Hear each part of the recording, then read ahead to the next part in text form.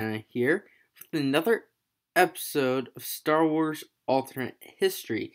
Today's question is, what if R2-D2 didn't save Padme Amidala's Royal Nubian Starship during their escape during the Naboo Crisis? So for those of you who don't know, in Episode 1, Padme Amidala escaped with Qui-Gon Jinn, Obi-Wan Kenobi, and several others from Naboo during a crisis in which the Trade Federation invaded under the guise of Nute Gunray. So, let's get into some specifics here.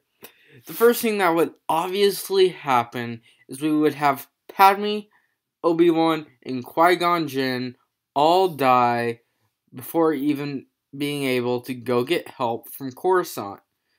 They won't be able to more easily warn Coruscant, therefore Coruscant's going to take a little longer to recognize that this has happened. Eventually they're going to know this happened, no matter what. It's been a while since I watched the movie, so I don't even know if they knew it happened by the point they got there or not. But anyways, these three simply die, and their assistance in Naboo isn't going to be there.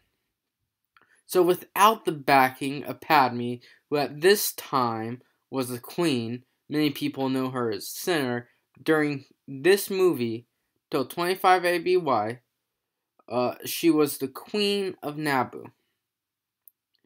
So, without the backing of their queen, it's going to take a little longer, because, the queen is like the biggest figurehead of your planet, unless you have a king. And these are both big figureheads, whether or not there are other big politically high people in there. If the highest person in your group or your country were to die, like if the president died in the United States, people are going to be really sad. They're going to kind of lose a little bit of hope. So there's going to be a loss of hope for overcoming the Trade Federation's invasion of the planet. So it's going to take them longer to be willing to fight. Also, we have to realize that Nute Gunray, the one that is one of the leaders of the Trade Federation in this attack, wants Padme dead. If you watch any of the following movies or the Clone Wars series, Nute Gunray always wants Padme Amidala dead. He does not care about anything else.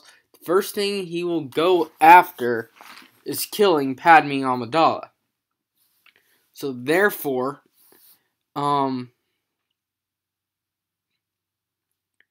once she's dead, Nute Gunray is going to have a clearer head about what he's doing. He's not going to have the sense of revenge of trying to kill her in him. His head's going to be clear because he doesn't have to deal with that anymore. He's not going to be going after that, which means he's going to be able to make his control over the planet tighter, making it even harder for Naboo to revolt.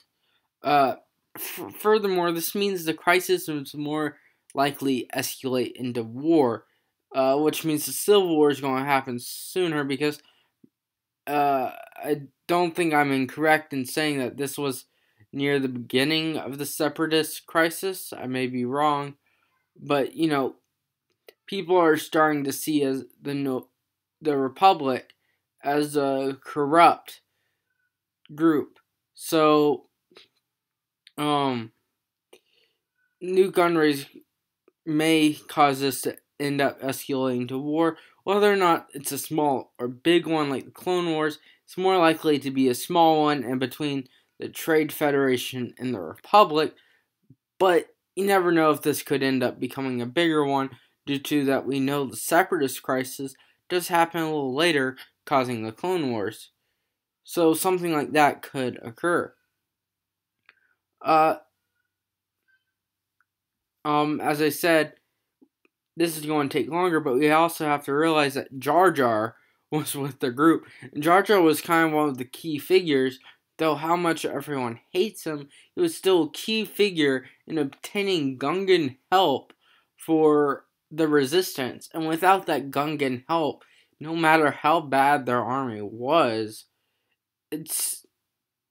they're going to be even able to further rain down their control with the battle droids over Naboo, making it harder because the Gungans, they're living in water. The droids aren't going to really come after them. People don't really acknowledge they're there.